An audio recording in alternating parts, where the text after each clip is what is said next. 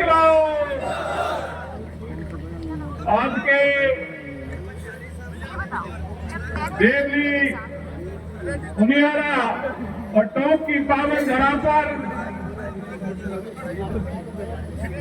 13 तारीख को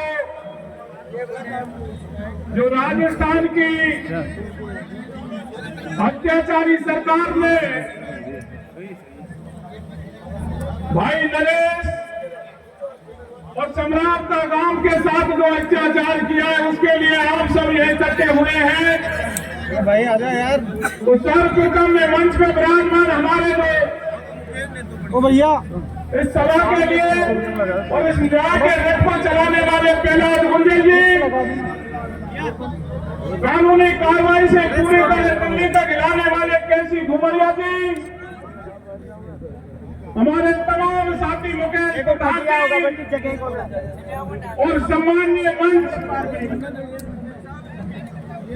और मंच के साथ ही सम्मान करना चाहिए, याद करना चाहिए इस आयोजन समिति को जिसका आयोजन का मुखिया हमारे सरपंच संघ के अध्यक्ष भाई मुकेश जी। आप सबने जो जिस आशा से ये महासभा बुलाई है इसका मकसद केवल और केवल ये है कि राजस्थान की अत्याचारी सरकार ने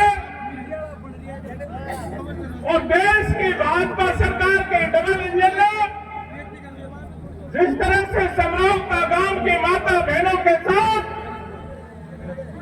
छोटे छोटे बच्चों के साथ, अंधे बहरे गूंगे माँ बापों के साथ और भारत माता की राष्ट्र माता गौ माता को जलाने का जो कृत्य किया है उसके लिए धिक्कारने का ये समय है, ये मंच है और हमारी टीम को न्याय मिले।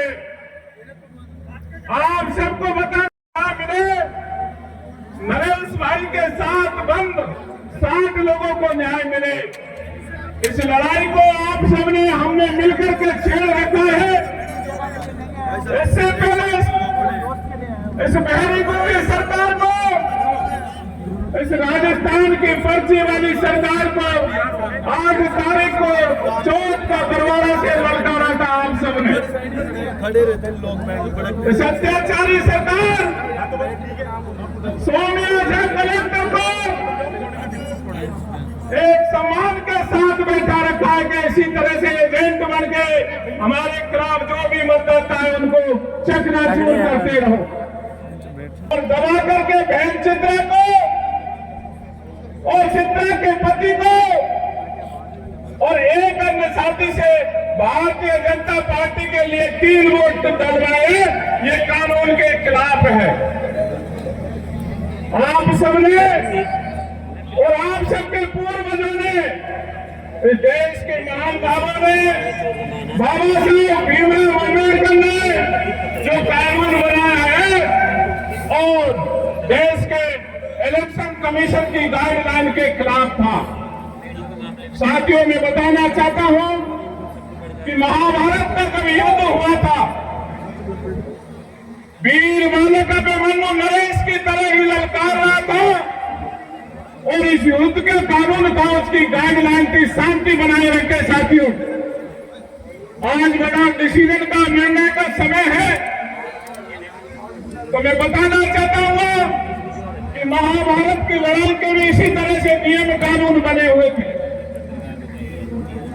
एक योद्धा से दूसरा योद्धा नहीं लड़ सकता, केवल एक से एक ही लड़ेगा, ऐसा नियम था। नियत वीर पर दूसरा वीर लड़ाई नहीं लड़ेगा हथियार लेकर के। आप सबको पता है नरेश भाई केवल गांव के साथ खड़े थे, गांव के पंच बदलों के साथ खड़े थे।